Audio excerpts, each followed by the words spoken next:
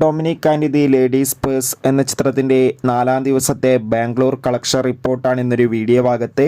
വീഡിയോയിലേക്ക് മുൻപ് video like ചെയ്യുക, ചാനൽ സബ്സ്ക്രൈബ് ചെയ്യുക. ജനുവരി മാസം ഇനി അങ്ങോട്ട് ധാരാളം ചിത്രങ്ങൾ OTT റിലീസ് ചെയ്യും.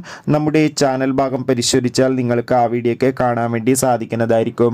മമ്മൂട്ടി, ഗോകുൽ സുരേഷ് എന്നൊക്കെ പ്രധാന കഥാപാത്രങ്ങളായി ജനുവരി 23-ാം തീയതി റിലീസിനെത്തിയ ചിത്രമായിരുന്നു Dominic and the ladies purse. ചിത്രത്തിന് അത്യാവശ്യം മികച്ചൊരു പോസിറ്റീവ് റെസ്പോൺസ് തന്നെയാണ് 4-ാം ദിവസവും പുറത്തുനിന്നുകൊണ്ടിരിക്കുന്നത്.